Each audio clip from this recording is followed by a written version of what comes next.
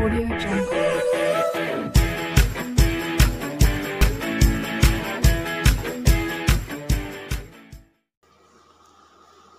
So now today I am going to start TGT Chemistry Lecture 2 Structure of Atom. तो structure of atom से TGT, ठीक है, science के लिए chemistry के कुछ क्वेश्चंस हैं, ठीक है। देखिए पहला क्वेश्चन क्या है, सभी क्वेश्चन जो है TGT या PGT में कभी ना कभी पूछे गए हैं और बहुत ही इम्पोर्टेंट क्वेश्चन है। पहला क्वेश्चन है बोहर मॉडल कैन एक्सप्लेन। देखिए बोहर मॉडल हमें क्या बताता है या किसके बारे में बताता है, ठीक है, यानी बोहर मॉडल ने क्या बताया था, सोलर स्पेक्ट्रम के बारे में, the spectrum of hydrogen molecule या स्पेक्ट्रम ऑफ एनी एटम और ion containing one electron only, ठीक है। तो बोहर मॉडल जो हमारा है वो किसी एटम या आयन के लिए है जिसमें केवल एक इलेक्ट्रॉन हो, ठीक है। तो इसका ऑप्शन सी करेक्ट है, डी सही नहीं है। The spectrum of hydrogen atom only, ऐसा नहीं था कि हाइड्रोजन एटम के लिए, उसके लिए था जिसमें केवल एक ही इलेक्ट्रॉन हो। सेकंड क्वेश्चन क्या है, which combination of quantum number. देखिए NL MS 4 क्वांटम नंबर दिए गए हैं, ठीक है। अब इनमें से कौन सा सही नहीं है ये हमें बताना है, ठीक है। तो देखिए यहाँ पर 3 है, N की वैल्यू 3 है, L की वैल्यू 2 है, तो ये पॉसिबल है, ठीक है। N की वैल्यू 3 है, L की वैल्यू 1, ये भी पॉसिबल है। लेकिन अगर N की वैल्यू 3 है तो कभी भी M की वैल्यू जो N के बाद L की वैल्यू, अगर N की वैल्यू 3 है तो L की वैल्यू कभी भी 3 नहीं होगी, ठीक है। ये जो है उससे एक कम होती है, मतलब 0 हो सकती, 1 हो सकती, 2 हो सकती, लेकिन 3 नहीं हो सकती। तो इसलिए ये ऑप्शन इसका सी जो है वो इनकरेक्ट है। थर्ड क्वेश्चन में क्या है, देखिए Zeeman effect refers to the. तो जो जीमन इफेक्ट है एक्चुअल में ये क्या करता है कि splitting up of the lines in an emission spectrum in a magnetic field में इसको रिप्रेजेंट करता है। इसको आपको याद रखना होगा जिसको नहीं पता है। देखिए फोर्थ क्वेश्चन में क्या है, the electronic configuration of outer most shell of the most electronegative element. तो देखिए जो पूरे पीरियोडिक टेबल में मोस्ट इलेक्ट्रोनेगेटिव एलिमेंट है वो फ्लोरीन है। कौन है? फ्लोरीन। तो फ्लोरीन है तो इसके आउटर मोस्ट में 7 इलेक्ट्रॉन होते हैं, चूँकि हेलोजन ग्रुप है ये, ठीक है। तो ये NS2 NP5, ये इसके आउटर मोस्ट का कॉन्फ़िगरेशन होगा। इनका सम 7 है, बाकी किसी का सम जो है वो 7 नहीं है, तो इसलिए ऑप्शन इसका सी करेक्ट हो जाएगा।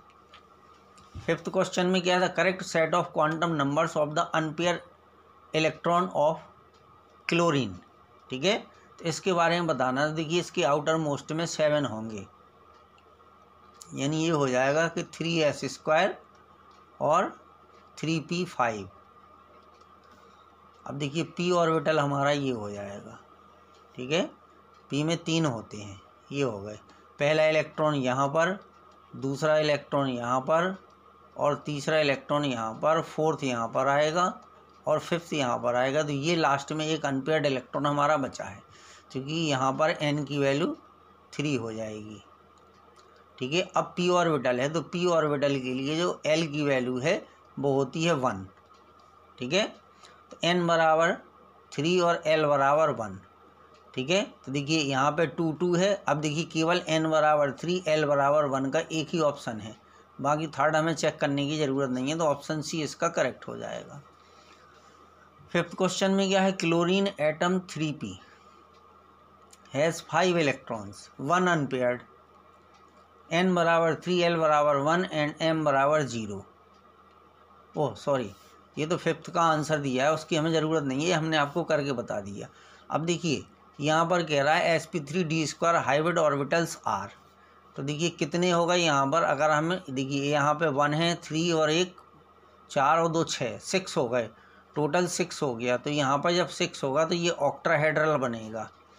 क्या होगा, ठीक है, हाइब्रिड ऑर्बिटल्स आर, इसका जो शेप होगा वो ऑक्टाहेड्रल शेप बनाएगा, ठीक है। अब यहाँ पर देखिए 7 में the orbital angular momentum of an electron in 2s orbital. तो अब स्टूडेंट देखिए 2s ऑर्बिटल के लिए L की वैल्यू क्या होती है, 2s ऑर्बिटल के लिए L की वैल्यू 0 होती है। तो जब यहाँ पर इस वाले एंगुलर मोमेंटम वाले फॉर्मूले में एल की वैल्यू 0 रखेंगे तो ये पूरा 0 हो जाएगा, ठीक है। तो 7 का ऑप्शन जो है वो डी करेक्ट हो जाएगा। 8 में क्या है, the number of electron and proton in the third अल्कालिन metal.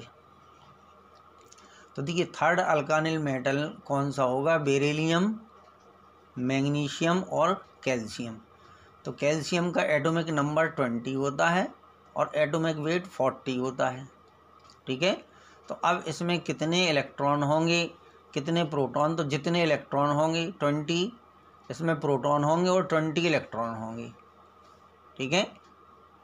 यहाँ पर हमें ये बताना है the number of electron and proton in the third अल्कालिन earth metal, ठीक है। तो इसमें 20 होंगे हमारे, ठीक है। 20 इलेक्ट्रॉन हो जाएंगे, 20 प्रोटॉन हो जाएंगे। तो यही चीज़ हमें इसमें बतानी थी स्टूडेंट्स। चलिए, तो क्योंकि 20 होंगे इसमें, ठीक है।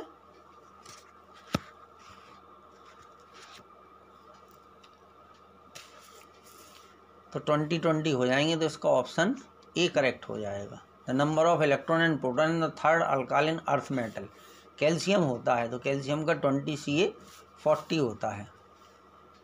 देखिए 9 में क्या है, general configuration of outer most and penultimate. Penultimate जो है वो आउटर मोस्ट से पहले का होता है सेल, ठीक है, उसको पेनल्टीमेट बोलते हैं, उपांत, ठीक है। तो ये दिया गया n-1 p की पावर 6, तो यहाँ पे n की वैल्यू 4 रख दी। देखिए यहाँ n की वैल्यू 4 रखोगे 3s² मिलेगा, यहाँ पर 4 रखेंगे 3p6, ये हो गया n-1, ठीक है। तो 4-1 तो 3d, अब x की वैल्यू 5 है, ये हो गया 4s² हो गया, ठीक है। तो 3d 5 4s² ये दिया गया है। तो अब ये 3D सीरीज है। तो अब स्टूडेंट अगर यहाँ पर इसके पहले देखें तो क्या आएगा, ये हो गया 1s², ये अपने मन से लिखना पड़ेगा 2s² और 2p6। तो देखिए 2 2 4 और 6 10 12 6 18 और 5 23 2 25, तो इसका एटॉमिक नंबर 25 आएगा। तो 25 जो एटॉमिक नंबर होता है वो मैंगनीज का होता है, ठीक है। तो इसलिए इसका ऑप्शन जो है वो सी करेक्ट हो जाएगा, सी। अब देखिए paramagnetism is exhibited by molecules, ये बताना है हमें कि जो पैरामैग्नेटिज्म है वो किन मॉलिक्यूल के द्वारा दर्शाया जाता है। तो पैरामैग्नेटिज्म का मतलब है अनुचुंबकी, यानी जहाँ अनपेयर्ड इलेक्ट्रॉन होंगे वहीं पर पैरामैग्नेटिक प्रॉपर्टी पाई जाएगी, ठीक है। तो देखिए यहाँ पर लिखा है कंटेनिंग अनपेयर्ड इलेक्ट्रॉन्स, ठीक है। तो इसलिए ये ऑप्शन डी इसका जो है करेक्ट होगा। फिर इसके बाद क्या देखिए, the frequency of yellow light having wavelength 600 nanometre, ठीक है। तो देखिए नैनोमीटर के मीटर बनाओगे आप तो कितने हो जाएंगे, ये लैम्डा की वैल्यू ये आ जाएगी 600 × 10⁻⁹ इतने मीटर हो जाएगा, ठीक है। और सी की वैल्यू होती है 3 × 10⁸, ठीक है, 3 × 10⁸ मीटर पर सेकंड। बस ये दोनों वैल्यू उठा करके इसमें रख दीजिए और कैलकुलेट कर दीजिए, ठीक है। तो इसका इनमें से कोई एक आंसर आ जाएगा, ऑप्शन ए आएगा। इसको सॉल्व करोगे आप तो ए आपको मिल जाएगा, ठीक है। चलिए अब देखिए 12 क्या, which one of the following pair is not correctly matched, इनमें से कौन सा करेक्ट नहीं है। तो Rutherford proton, J Thomson electron, Chadwick ने न्यूट्रॉन की खोज की थी और बोहर ने आइसोटोप के बारे में नहीं बताया था। तो ये हमारा जो है, ठीक है, करेक्ट मैच नहीं कर रहा, तो ऑप्शन डी करेक्ट होगा। 13 में क्या देखिए, विच of the following is not iso electronic. तो देखिए एन में इलेक्ट्रॉन की अगर हम बात करें तो एन में इलेक्ट्रॉन कितने हैं, 10, ठीक है। ये ए में इलेक्ट्रॉन आपके 10 हो गए, ठीक है। बी में आपके जो इलेक्ट्रॉन होंगे ये इसमें भी 10 हैं, ठीक है। और सी में जो आपके इलेक्ट्रॉन हैं वो भी कितने हैं, 10 हैं, ठीक है। लेकिन जो डी है हमारा, ऑप्शन डी है, डी में इलेक्ट्रॉन कितने हो जाएंगे, 17 होता है इसका, ठीक है, तो ये 18 हो जाएंगे। तो इसमें आइसो इलेक्ट्रॉनिक जो है वो Cl नहीं है, बाकी सब में जो है इलेक्ट्रॉन कितने हैं, इक्वल हैं, ठीक है। तो ऑप्शन डी इसका जो है वो करेक्ट हो जाएगा। The correct order of increasing energy of atomic orbital is, ठीक है। तो देखिए इसका ये 5p 6s 4f 5d ये आता है, ठीक है। ऑप्शन बी जो है वो इसका करेक्ट होगा, ऑप्शन, ठीक है, ये करेक्ट हमारा हो जाएगा। चलिए ये इसमें सबको पता है कि ये हमारा हो जाएगा, क्योंकि n की वैल्यू, और अगर देखिए 4f n+l रूल से होता है, ये n+l रूल से होता है, तो n+l 4f और 5d दोनों के लिए सेम होगा। तो जब दोनों के लिए n+l की वैल्यू सेम होती तो n की वैल्यू जिसके लिए कम होती है उसमें पहले इलेक्ट्रॉन भरे जाते हैं, बाद वाले में बाद में भरे जाते हैं, ठीक है। तो ऑप्शन बी करेक्ट होगा। The value of energy for the first excited state of hydrogen atom, तो फर्स्ट एक्साइटेड स्टेट जो होती है वो ग्राउंड स्टेट के बाद की स्टेट होती है। तो ग्राउंड स्टेट के लिए n की वैल्यू 1 होती है और फर्स्ट एक्साइटेड स्टेट के लिए n की वैल्यू 2 होती है। तो यहाँ पे n की वैल्यू 2 रखोगे आप तो कितना आएगा, -13.6/4 आ जाएगा। 4 से डिवाइड कर दीजिए तो ऑप्शन बी इसका करेक्ट हो जाएगा। The proton and neutron are collectively called, तो प्रोटॉन और न्यूट्रॉन को एक साथ मिलाकर के हम न्यूक्लियन बोलते हैं, उसको बोलते हैं न्यूक्लियन, ठीक है। 17 में क्या, विच of the following sets of quantum number is not possible, तो देखिए n की वैल्यू 3 दी गई है, इज़ नॉट पॉसिबल, कौन पॉसिबल नहीं है। अब देखिए l की वैल्यू अगर 0 है, n की वैल्यू सबके लिए 3 है, ठीक है, n की वैल्यू 3 है तो ये l बना है स्टूडेंट्स, ये l है, तो l की वैल्यू 2 हो सकती, ठीक है, और 0 हो सकती, सब हो सकती। लेकिन अगर l की वैल्यू 0 है तो कभी भी m की वैल्यू -1 नहीं हो सकती, ठीक है। तो इसलिए c जो है वो सही मैच नहीं है। The atomic orbitals are progressively filled in order of increasing energy, this principle is called as aufbau का प्रिंसिपल है, ठीक है। इनको ऊर्जा के बढ़ते हुए क्रम में इलेक्ट्रॉनों को कक्षकों में भरा जाता है, उसको हम कहते हैं aufbau principle. The neutron was discovered by, ठीक है, तो न्यूट्रॉन की खोज जो है जेम्स चैडविक ने की थी, ये सबको पता होगा। 20 में क्या था, इक्वेशन λx इंटू λp, ठीक है, यानी इस पोजीशन और मोमेंटम, ठीक है, स्थिति और संवेग का जो गुणनफल है, ठीक है, ये ग्रेटर और इक्वल टू h/4 होता है। ये सबसे पहले किसने बताया था, तो ये हाइजेनबर्ग के अनिश्चितता का सिद्धांत है, हाइजेनबर्ग अनसर्टेनिटी प्रिंसिपल। अब देखिए ये वाला क्वेश्चन अच्छा है कि an electron has kinetic energy दी गई है और डी ब्रोगली वेवलेंथ पूछ रहा है। तो देखिए लैम्डा इक्वल टू h/p होता और p की वैल्यू p बराबर mv होती, तो ये आ गया। अब यहाँ पे v बराबर h/m लैम्डा। अब जो काइनेटिक एनर्जी होती EV बराबर वो ½ mv² होती, तो यहाँ से भी b की वैल्यू निकाल दी और ये b की वैल्यू, दोनों को यहाँ इक्वल कर दिया, ठीक है। दोनों को इक्वल करेंगे तो लैम्डा के लिए ये फॉर्मूला बन जाएगा h/2m EV। अब इसमें इन सब की वैल्यू आप रख दीजिए, ठीक है। अगर हम बात करें h की वैल्यू होती है 6.6 × 10⁻34, ठीक है, MKS सिस्टम में होती है जूल सेकंड में, ठीक है।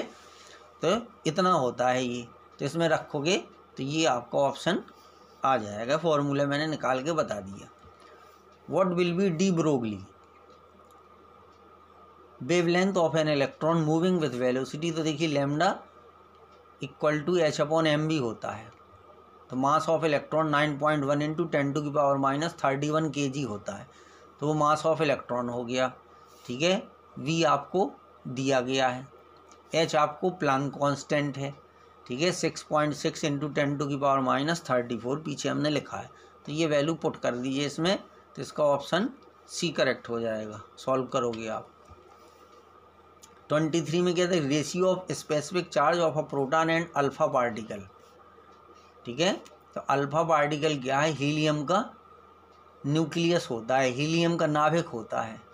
ठीक है, तो इसलिए क्या है, अब देखिए मास जो अल्फा पार्टिकल का जो मास होता है वो प्रोटॉन के मास का 4 गुना होता है, और अल्फा पार्टिकल पे जो चार्ज होता है वो प्रोटॉन के चार्ज का डबल होता है। तो specific charge of proton E/m को हम स्पेसिफिक चार्ज कहते हैं, और specific charge of alpha EP/mp, और जब ये अपॉन में लिखेंगे तो ये रिवर्स हो जाएगा। ठीक है, यहाँ पर इनकी वैल्यू उठा के रख दीजिए। तो देखिए EP/mp,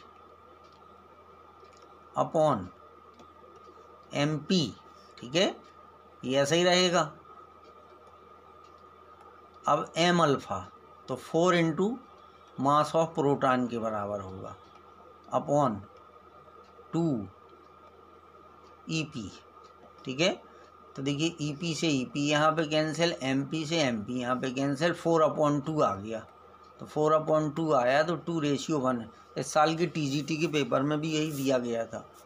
ठीक है, चलिए 24 क्या है, which is the correct statement about protons.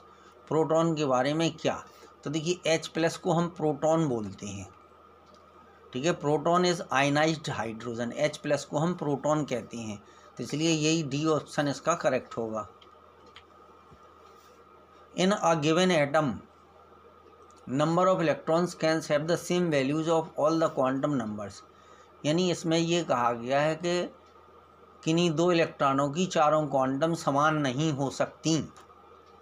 किसी भी 2 इलेक्ट्रॉनों की चारों क्वांटम संख्याएं समान नहीं हो सकती। ये रूल सबसे पहले किसने बताया था, तो ये पाउली ने बताया था। पाउली का अपवर्जन नियम कहलाता है ये। पाउली का कौन सा नियम, अपवर्जन, हिंदी में इसको बोलते हैं पाउली का अपवर्जन नियम।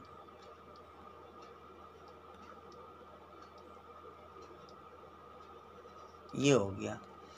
अब है मैग्नेटिक क्वांटम नंबर स्पेसिफाई। ठीक है, तो मैग्नेटिक क्वांटम नंबर जो है वो ऑर्बिटल के ओरिएंटेशन या अभिविन्यास को, कक्षक के अभिविन्यास को रिप्रेजेंट करती। न्यूक्लियर स्टेबिलिटी का मतलब है नाभिकीय स्थायित्व। तो ये इसका ऑप्शन C करेक्ट हो जाएगा। अब देखिए यहाँ पे 27 में energy of an electron in nth orbit.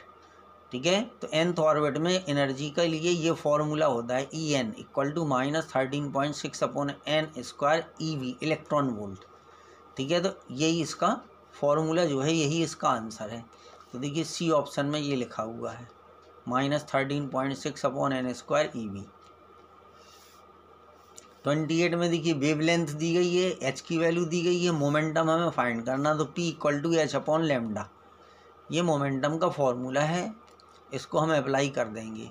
ठीक है, तो इसका ऑप्शन A जो है वो करेक्ट आ जाएगा। The maximum number of electron in an atom with L = तो देखिए L = 2 जो है का मतलब होता है मीन्स D ऑर्बिटल। L = 2 का मतलब है D ऑर्बिटल। ठीक है, तो हम बात करेंगे 3D की, और D में कितने और ऑर्बिटल होते हैं, D में 5 ऑर्बिटल होते हैं, और प्रत्येक ऑर्बिटल में मैक्सिमम 2 इलेक्ट्रॉन आ सकते हैं।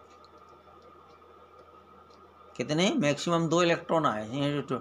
ठीक है, तो 2, 2, 4, 2, 6, 2, 8, 10, तो मैक्सिमम कितने इलेक्ट्रॉन हो जाएंगे इसमें, ठीक है, 10 इलेक्ट्रॉन आएंगे। विच of the following expression give the de Broglie relationship. ठीक है, तो लैम्डा = H/m, ये लैम्डा है। ठीक है, ये सब लैम्डा बने हुए हैं, ये हमारा लैम्डा = H/m, ये इसका ऑप्शन B करेक्ट होगा। Which of the following orbital dumbbell shell. Dumbbell जो है P ऑर्बिटल में होता है, P ऑर्बिटल इस तरीके से बनता है। ठीक है, ये तो P ऑर्बिटल का ये शेप होता है, डम्बेल शेप होता है। An alpha particle is identical with. तो देखिए जो अल्फा पार्टिकल है वो हीलियम न्यूक्लियस होता है, अभी एक क्वेश्चन में भी आया था। ठीक है, हीलियम का जो न्यूक्लियस होता है उसी को हम अल्फा पार्टिकल कहते हैं। और heaviest particle is Mason proton electron. तो जो न्यूट्रॉन होता है इसका मास जो है प्रोटॉन, इलेक्ट्रॉन और मेसॉन इन तीनों से ज़्यादा होता है, तो इसलिए ऑप्शन बी इसका करेक्ट हो जाएगा। 34 में क्या था, radius of first Bohr orbit भी A0, then the radius of third orbit would be, तो थर्ड ऑर्बिट की बात कर रहा है, तो थर्ड ऑर्बिट के लिए n की वैल्यू क्या हो जाएगी 3। तो जब हम n की वैल्यू 3 रखेंगे, ठीक है, तो देखिए ये फर्स्ट ऑर्बिट के लिए ये दी गई है यानी R1, ठीक है, तो R1 इक्वल टू क्या होगी, यानी R1 upon R3 equal to N1 का स्क्वायर अपॉन N3 का स्क्वायर। अब फर्स्ट ऑर्बिट के लिए n की वैल्यू 1 है, थर्ड ऑर्बिट के लिए 3 है, तो 3 का स्क्वायर कर देंगे, तो 3 का स्क्वायर करोगे 9 आएगा, तो 1/9 आ गया, तो R3 इक्वल टू 9R1, ठीक है, तो 9 टाइम्स हो जाएगी, या A0 मान लीजिए उसको, ठीक है, तो A0 भी उसको लिख सकते हैं हम यहाँ पे 0.52 की जगह पे, तो ये हो जाए। The ground state electronic chromium और कॉपर दो अपवाद होते हैं डी ब्लॉक में, ठीक है, तो इसका 3d54s1 होता है, AR का मतलब है 18, ठीक है, AR का मतलब है 18, तो 18 और 5 23 124, क्रोमियम का एटॉमिक नंबर जो है वो 24 होता है, ठीक है, तो ऑप्शन ये करेक्ट है, ये हो गया। अब देखिए 36 में क्या है, an electron has principal quantum number 3, n की वैल्यू 3 है, वो प्रिंसिपल क्वांटम नंबर है, the number of its subshells and orbitals would be respectively, ठीक है, तो अगर प्रिंसिपल क्वांटम नंबर 3 है तो सबसेल का मतलब ये हो गया कि इसमें n=3 में जो है, देखिए n=3 में क्या होता है, s होता और p होता और d होता, ठीक है, तो 3 सबसेल होंगे, 3s 3p 3d, ठीक है, और इसमें जो ऑर्बिटल फाइंड करते हैं तो ऑर्बिटल जो है जितनी प्रिंसिपल क्वांटम नंबर होती है उसके स्क्वायर के बराबर होती है, और नंबर ऑफ ऑर्बिटल जो होता है n स्क्वायर, तो n की वैल्यू 3 है, तो 3 का स्क्वायर करोगे तो कितना आएगा 9, तो ये हमारा करेक्ट हो जाएगा 3 और 9। अब देखिए 37 the uncertainty principle and the concept of wave nature of matter was proposed by, ठीक है, तो जो अनसर्टेनिटी प्रिंसिपल था वो हाइजेनबर्ग ने दिया था, और वेव नेचर का जो कॉन्सेप्ट था वो डी ब्रोगली ने दिया था, तो ये इसमें हमें भरना है, ठीक है। 38 में क्या, which one of the following statement is incorrect, mass defect is related with binding energy, सही है, मेसॉन वाज डिस्कवर्ड बाई यूकावा, ये भी सही है, the size of the nucleus is of the order इतने सेंटीमीटर टू इतने सेंटीमीटर, और magnetic quantum number is a measure of orbital angular momentum ना, मैग्नेटिक जो क्वांटम नंबर है वो ओरिएंटेशन को रिप्रेजेंट करता है, ओरिएंटेशन ऑफ ऑर्बिटल, तो यही हमारा रॉन्ग है, ठीक है, तो ये करेक्ट नहीं है। The ratio between radii of He plus ion and H atom is, ठीक है, तो देखिए रेशियो बिटवीन He प्लस और H एटम, इन दोनों के लिए हमें देखना है, तो R is equal to 0.52 n² होता है,